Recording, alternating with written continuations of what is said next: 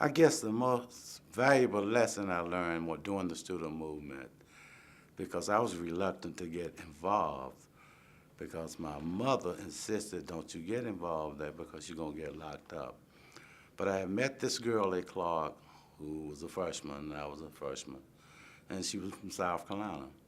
So I decided to take her to the Fox Theater to see a movie. And I had been going to the Fox when I was in high school. And that particular day, we went to the Fox, and we had to go to the side door and go all the steps. And I'm trying to impress. And she said, why do we have to come up all these steps? And that's what decided me, we need to do something about this, And that's when I got involved. Ben Brown, who was the leader, like at Clark, was the president of the student body, and he had approached me the year before, my freshman year, because we didn't get involved in the movement until '61. And they were organized, Julian Bond, Ben Brown, Lonnie King. And I sort of really said, no, I'm not going to do that. But I guess November of '60, after we had gone to the movement, I volunteered to be a part of the movement. And I realized then the importance of what we were doing, And so that's how I got involved. Okay, let's talk a little bit about the importance of it, because certainly for a young person, 18, 19, 20 years old, that's a big risk to take. You're in college, you're getting your education. Let's give me your opinion on really what that meant for not just you, but the group as a whole. Yeah, well, we discussed in our meetings what would happen if you got locked up, how would it affect you when you finished college, because then you had a record for being in jail. And that was one of my parents' concerns. But the first march I participated in, it was around Richard's department store at that time. And that maybe was the second march, but we had a line all the way around Richard's. And this white lady drove up and let this black lady out in her uniform and told her to go in to buy something for her. So the lady got her, and she just happened to come up to where I was. At that day, I was a team captain. I need to explain that later on. And she said, I don't want to go in there, but Miss So-and-so said I need to be there, and I'm worried about my job. But when she got there, she stopped, and she refused to go in.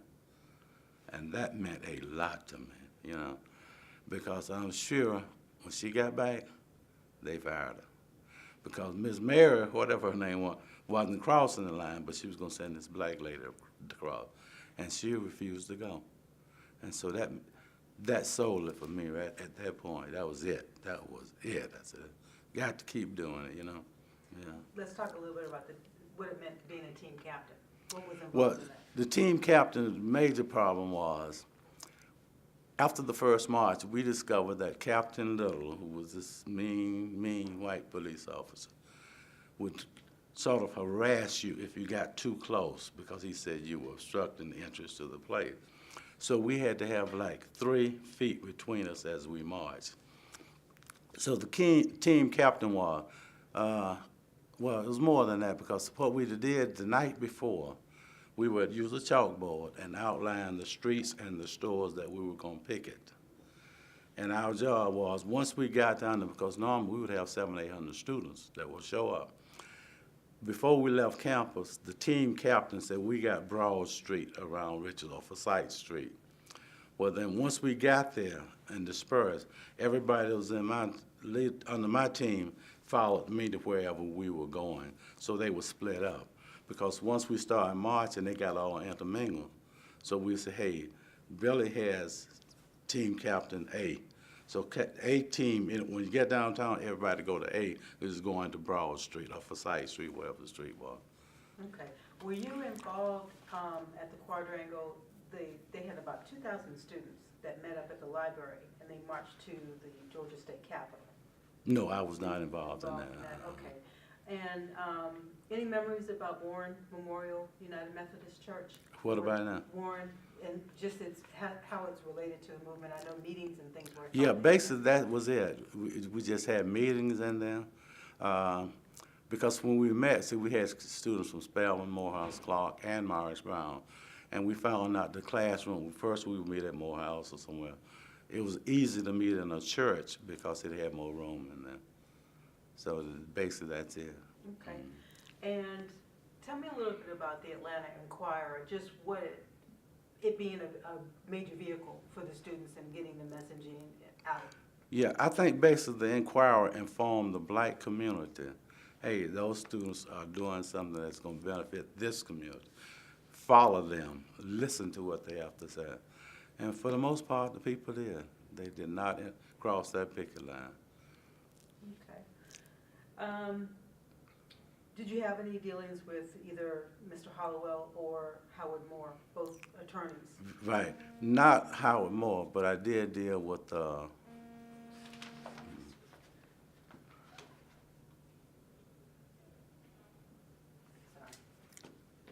but I did have something, he would speak to the group on occasion and tell us, what we were to do. Because when the movement started, we were not planning to go to jail. We were just going to march. And so we really didn't need to worry about legal at that point. But once we decided to, hey, we're going to send students to jail, then we needed the legal advice. Because I think if you remember the history of Atlanta, maybe 1 week was the most, any student from the Atlanta area went to jail. And after that, they said, hey, this is a city too busy to hate. But it was about 80 students that were locked up, and I was not one of those, Okay. All right. Let's talk a little bit about the importance of working to desegregate the municipal facilities, the restaurants, the hotels, just to live a normal life here in the city. Well, that's one of the things my dad talked to me about when I told him I was going to participate.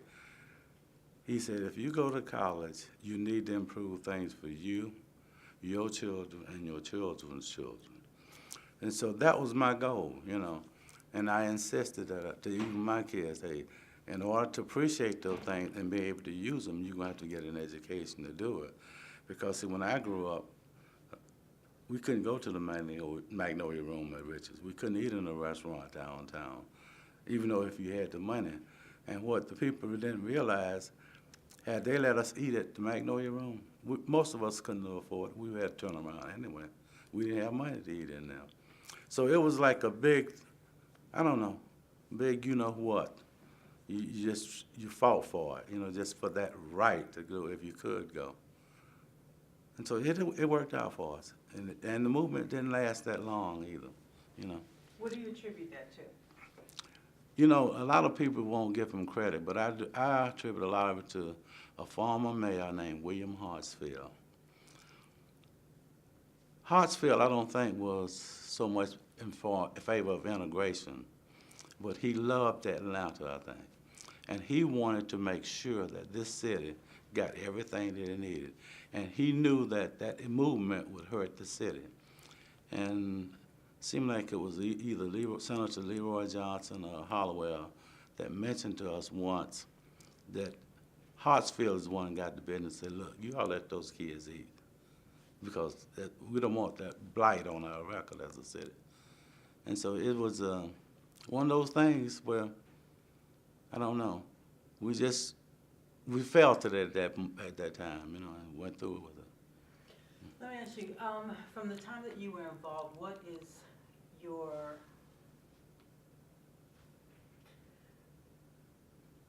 most favorite memory, good memory of working with the other students during this time? I guess my favorite moment, though, is the little old lady I was telling you about. I always remember that lady. And when I talk about it, I always feel something I hear, Oh, it was rough. Excuse me. Sorry about that. But that was my favorite memory of seeing that lady, the pupils across that line.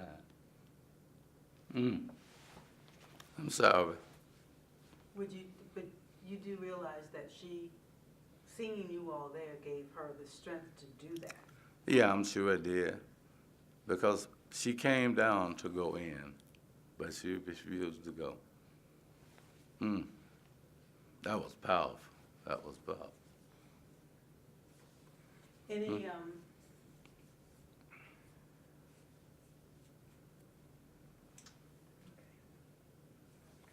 any dealings with Grady Memorial during No. during that time? No, we didn't really worry about the hospital at that point. Yeah, no. Okay, all right. What would be the one major takeaway that you would want someone in our age group to know about you all as students during that time? I think what I would really want them to know is that most of us could not afford to eat at the Magnolia Room. But we wanted it so that our children could eat at the Magnolia if they wanted to, or our grandchildren to be able to go there when they wanted to.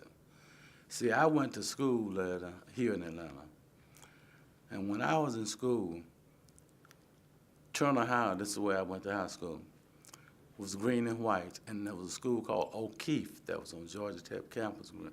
And we used Turner High students got O'Keefe's pass-me-down books when O'Keefe got new books. And we knew it because the kids' name would be in the books. And one of the things the teachers taught us at Turner, it may be old, but if you learn it, you can make it, you know. And so, I don't know. I just want them to know that you can do anything you want to do if you decide to do it. You know? Is there anything you'd like to add? Add. Is in general about the movement? The only thing I can add is that I know that maybe 10% of the students who participated in the movement at that time were not dedicated. They just followed, you know, they just went along with us. But it worked out, though. It really worked out. And like I said, I attribute Mayor Hartsfield for a lot of that success. But it also took, if you think about it, I mean, just a mindset of, you know, fellow students working out a plan. Right, together. yeah, I they mean, did. that's something that's certainly honorable Oh, and yeah, it is. Mm-hmm. difficult. Right, because but you know, I think the professors at that time that were in their youth center, because once those kids, what we would do would be organized. We said the night before, they would notify the team captains that we're gonna march. Then we had designated area on each campus. If you were part of Team A, you went to this section, and they would always start by singing hymns. Then they would start singing We Shall Overcome. And they would start at Spelman Gate, come down what was then Chestnut Street, pick up the students from Clark and Morehouse, go on up to Hunter Street, MLK now, go up past Morris Brown and the bridge, and we would pick up those students. And once they started singing, marching, the professors would hear that song, they would close their books, walk out the door, because they know we were gone.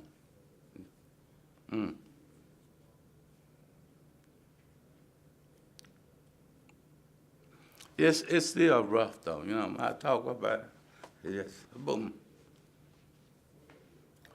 And I didn't even go to jail, you know, so. But that's life. Mm-hmm. It is. Any anecdotes, memories of Julian as a leader, as a young leader? You know, Julian was one of those guys who was a deep thinker. And he came up with a lot of the ideas that we instituted. I remember Julian was the one that came up with the idea of putting the street. They actually drew rectangular shape for the buildings. And we had discovered after maybe the first or second march that a lot of the places would close, but as soon as we left, they would open up. So Julian came up with the idea that, hey, we didn't have cell phones. We got a two-way radio. and we would have students. Now, Julian came up to have students assigned, and very few of us had cars, but the ones that had cars would circle downtown, and if we saw that the restaurant was opening again after we left, they would call back, and we would send the group down there, you know. And it was his idea, because as soon as we left, they opened up again. And he had that idea. And the idea that he came up with was not, you know, kind of blocking off the street. He actually wrote the street name. And I can recall one day, Ben was leading a group around, and we got to the end of Forsyth Street, which was the old Riches, and we were going to go up. And the Captain Little told us, you can't go up that street, which is what, Old Hunter Street. And he said, why? And that's when the movement that I would go to jail, because he refused to turn us around at that spot. They locked him up, or they took him to jail. Then they let him go. All we wanted to do was, we had enough students to go all the way around the whole building, but they wanted us to go on one, keep us on one street.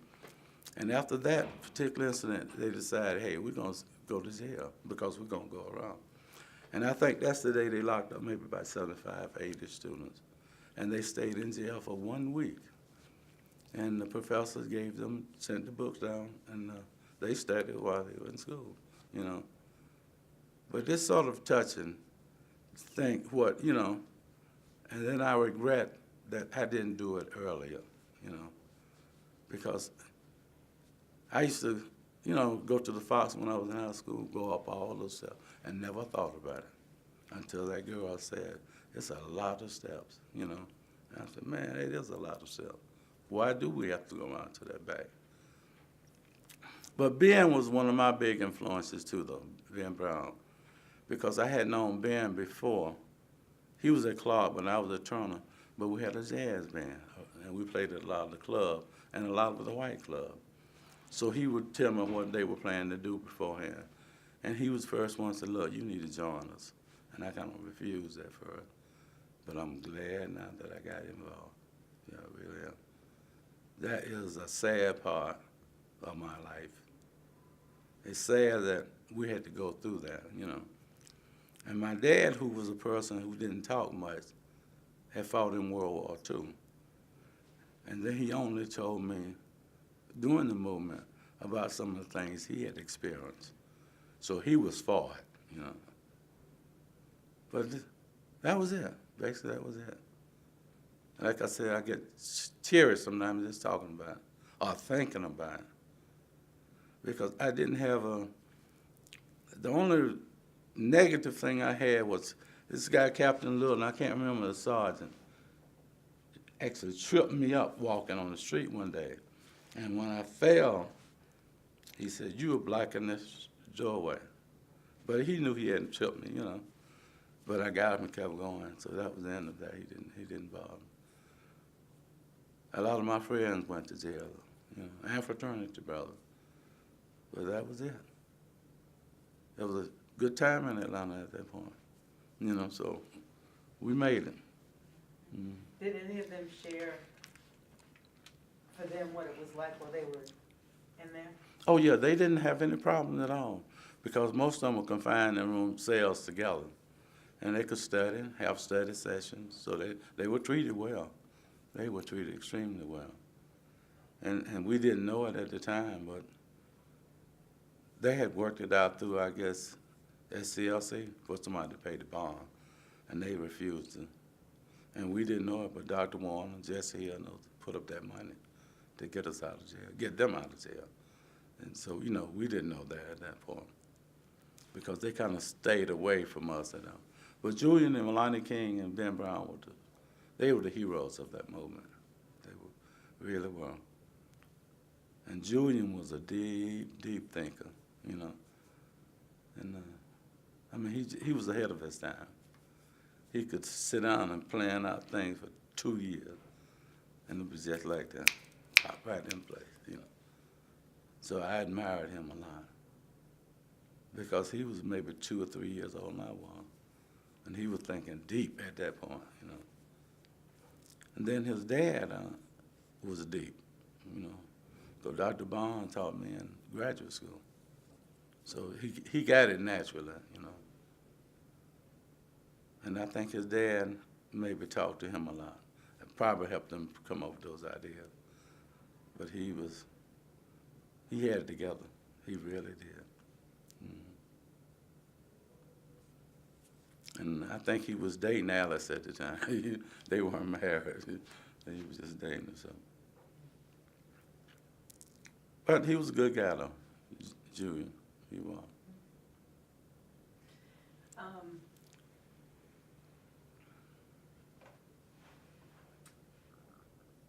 How would you say,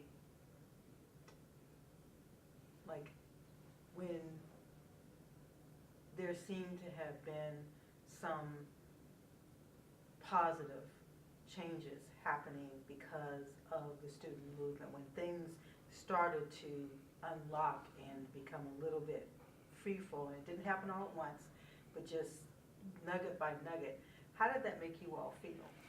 You know, I can recall the first time, maybe this was like 64, 65, that I actually went to a restaurant to eat downtown.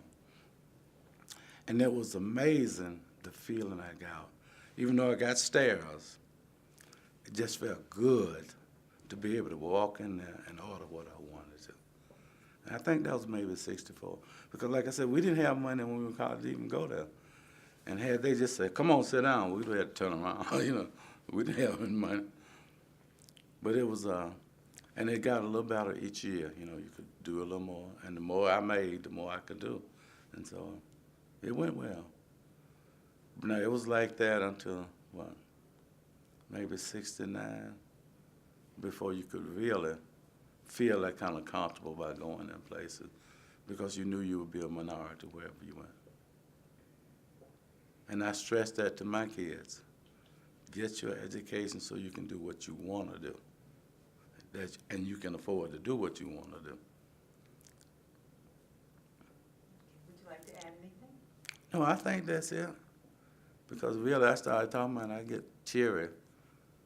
But let me just add this to one. I worked for the board, Atlanta Public School, for 30 years. And I was a part of the desegregation of the schools here. And I can recall when they were supposed to determine who would be transferred to white schools by your last 3 digits of your Social Security number. Well, we questioned how that was done because, well, I was one of those chosen. And I can remember this guy had a white area superintendent named Dr. G.Y. Smith. They assigned me to a white school, no black students, no black teachers. And I went to him and said, look, I don't want to go. He said, why? I said, I'm happy where I am. He pulled out my record. He had my personnel file. He said, I see where you participate in the student movement. You fought for this. Now you don't want to be a part of it. I said, that man has the right idea. I went on and integrated, you know. And so it has followed me through the years, you know. And that was a good experience, you know. And the schools they transferred me to too. First year I went, maybe we had 1 black student. Next year, we had about 40% of the school black. Next year, it was all black. Principal resigned, assistant principal resigned, and the faculty went half and half, you know. And that's E.L. Conley over there in West Haven, West End, Atlanta now. It was all white when I went there. That whole area, there were no blacks over there at all. And so I said, well, I'll be there. And in 3 years, it had gone from all white to all black. 3 years. But G.Y. taught me a lesson, though. I had fought for it and not refusing to participate in it. So I said, well, he's right. I'm going on over there. And it was a nice experience. Even though the first 3 weeks, maybe, every parent in the neighborhood was there to see us come in and see who we were and see how we were going to react, you know. But after that, they left. And so things went to normal. But it was a good experience. It was a good experience. Growing up in Atlanta has been wonderful, you know, so. I remember we only had 1 black park, 2, Mosley Park and Washington Park. And if you couldn't go there to swim, you didn't swim, you know, so. And I can remember dealing with City Hall when it was all white. My dad was a contractor. He built houses. And I used to come down with him, and he had time getting permits and things, you know.